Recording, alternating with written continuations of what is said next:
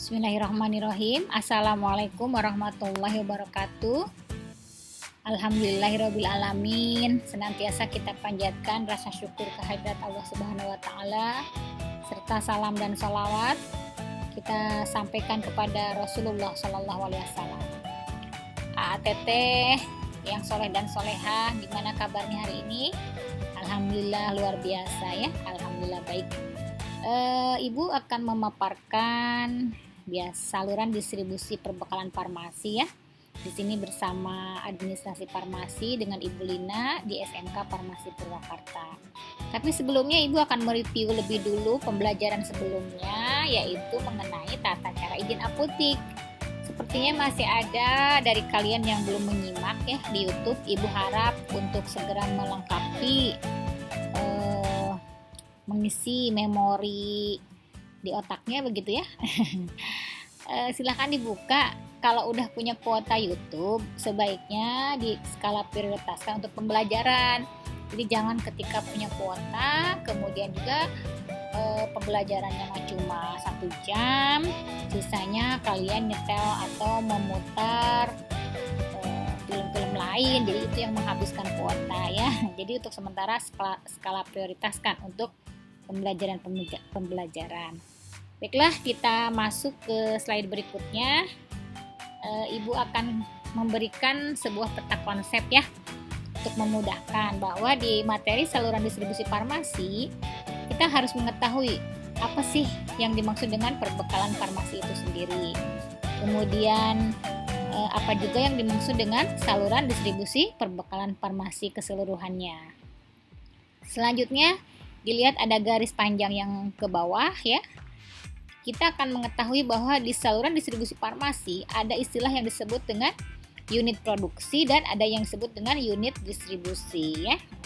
Dan yang terakhir, bagaimana cara penyaluran atau distribusi yang baik. Pemerintah memberikan pedoman yang disebut dengan CDOB atau cara distribusi obat yang baik, atau disebut juga Good Distribution Practice ya, GDP begitu ya. Kemudian di bawah dari kolom-kolom itu untuk yang perbekalan farmasi kita ingin memperdalam mengenai bagaimana pengelolaan perbekalan farmasi yang baik gitu ya. Apa itu yang dimaksud dengan pengelolaan perbekalan farmasi? Sementara untuk yang unit produksi ya, untuk yang unit produksi kita akan melihat bahwa di situ bagaimana unit produksi untuk industri farmasi, kemudian juga bagaimana unit produksi PBF, pedagang besar farmasi. Dan PBF kita ingin menelaah mengenai izinnya serta bagaimana tata cara penyaluran PBF ya. Selanjutnya di dalam saluran distribusi perbekalan farmasi ada kurang lebih 4 poin ya mengenai yang akan kita perdalam. Apa saja saluran distribusi secara umum itu seperti apa, kemudian bagaimana juga saluran distribusi khusus untuk obat keras sekaligus psikotropik atau juga prekursor dan alkes ya. Jadi satu kelompok obat keras, psikotropik, prekursor dan alkes.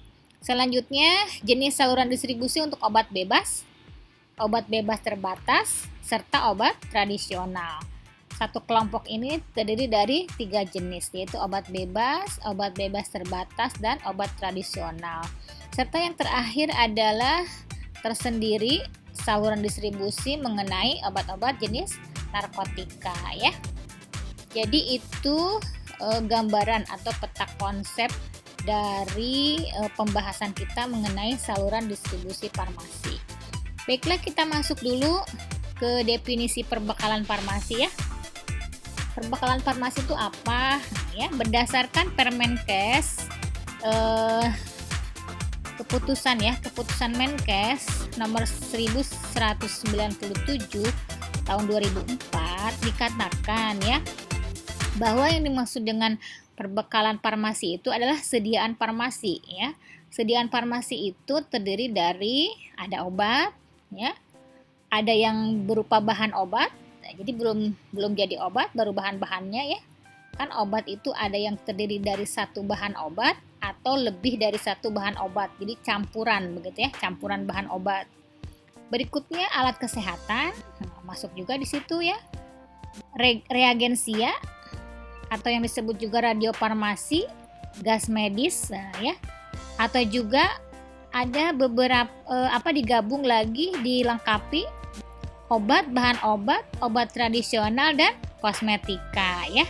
Itu juga jadi bagian dari perbekalan farmasi, obat, bahan obat, obat tradisional, kosmetika, lanjut ke alkes, reagensia, radiofarmasi, juga gas medis ya. Kemudian di dalam Kemenkes tersebut juga diuraikan ya bahwa semua bahan dan peralatan yang diperlukan untuk menyelenggarakan upaya kesehatan maka itu termasuk sediaan farmasi. Jadi otomatis juga termasuk perbekalan farmasi. Yaitu tadi ya sediaan farmasinya yang tersebut di atas, ditambah lagi dengan radiologi dan nutrisi, perbedaannya mungkin di sini ya. Jadi untuk lengkapnya bisa ngambil poin yang bawah. Bahwa selain obat, bahan obat, kemudian obat tradisional, kosmetika, alat kesehatan, ya. Kemudian gas medik, reagensia, bahan kimia, radiologi, serta nutrisi ya.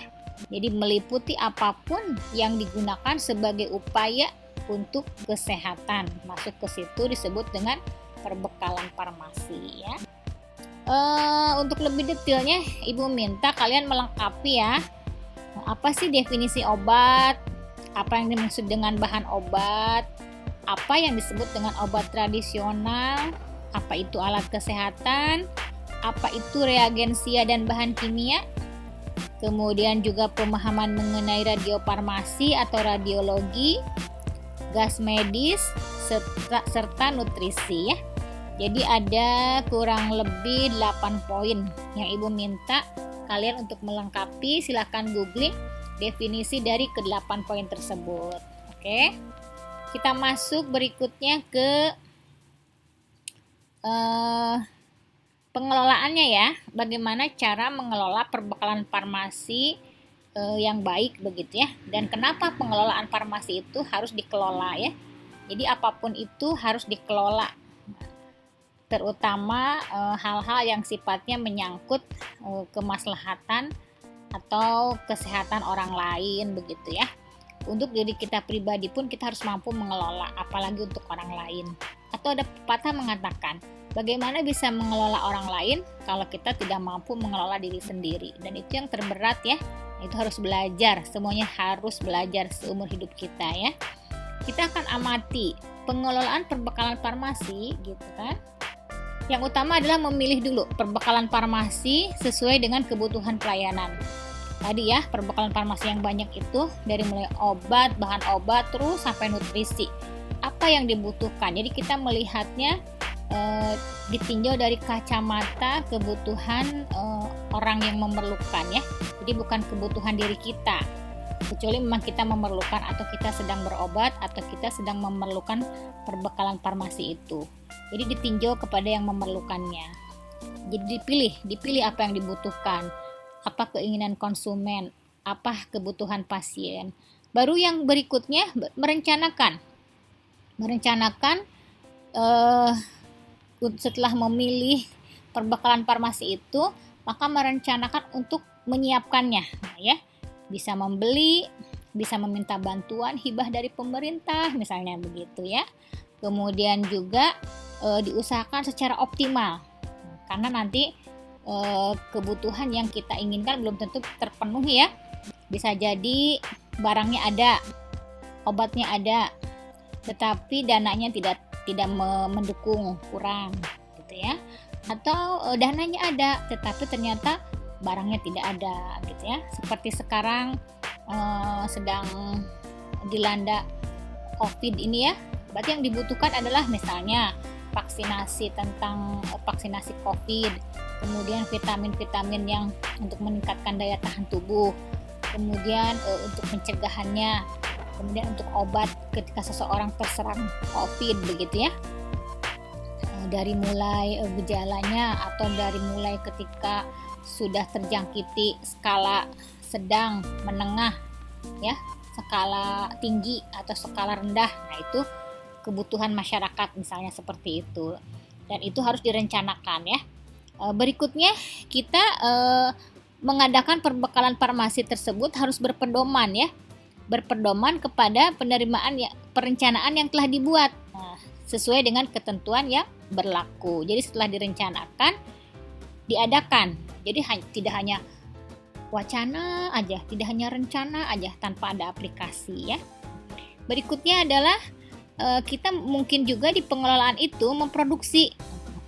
Jadi bisa memproduksi obat. Pemerintah sekarang ini misalnya memerlukan alkesnya masker, pemerintah bisa meminta kepada pihak garmen misalnya yang biasanya membuat kain baju gitu kan, kain sarung, jilbab gitu, untuk beralih karena kebutuhannya mendesak produksi masker, maka semua diharapkan memproduksi masker. Jadi boleh produksi sendiri ya.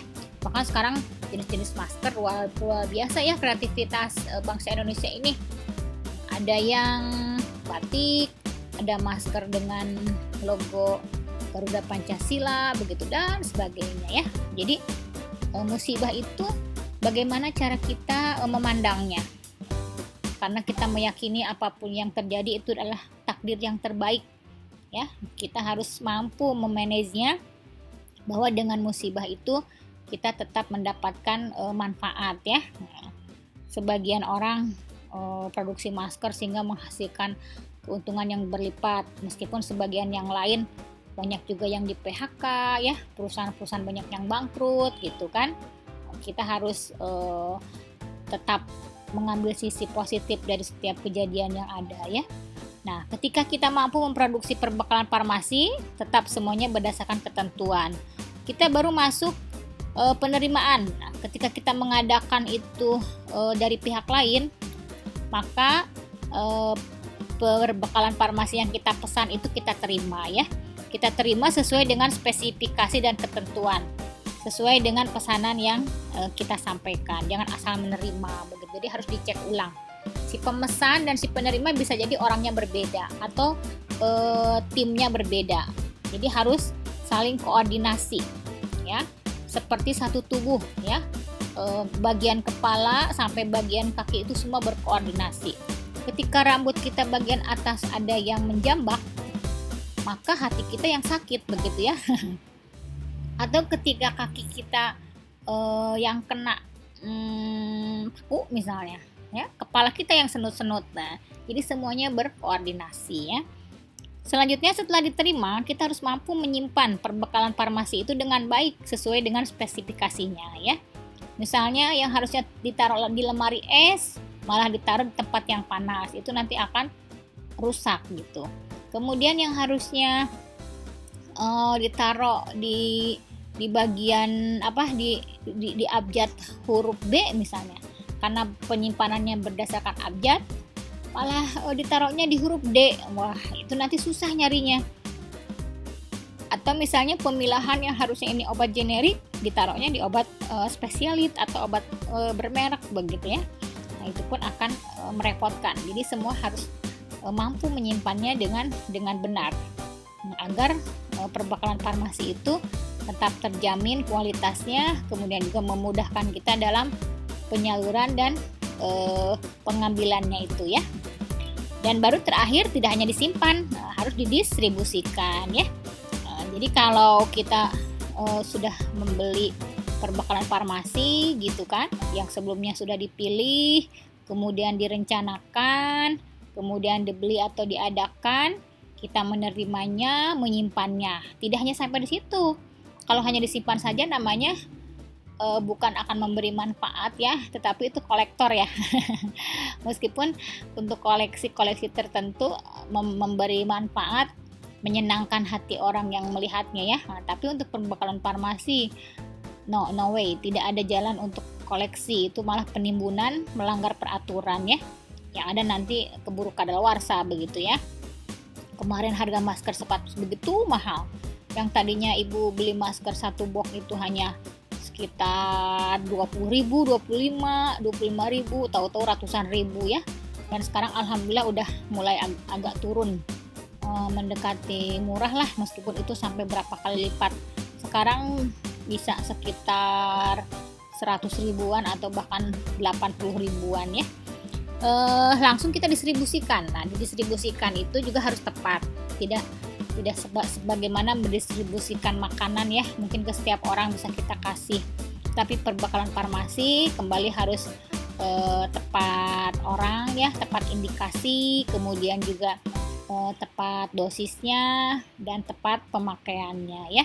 Itu bagian dari pengelolaan perbekalan farmasi yang tepat sehingga bermanfaat untuk konsumen atau untuk pasien ya. Kita masuk ke saluran distribusi perbekalan farmasi ya. Di sini menurut American Marketing Association bahwa saluran distribusi adalah struktur unit organisasi dalam suatu perusahaan. Ya, jadi terdiri dari ada yang disebut dengan agen, pedagang besar, dan pengecer yang dilalui oleh komoditas, produk atau jasa yang untuk dipasarkan ya. Di sini di perbekalan farmasi kebanyakan berbentuk produk ya. Jasanya itu adalah pelayanan dalam menyampaikan perbekalan farmasi itu. Itu pun harus attitude-nya harus dijaga. Umpama ya, apotik atau rumah sakit kita lengkap perbekalan farmasinya.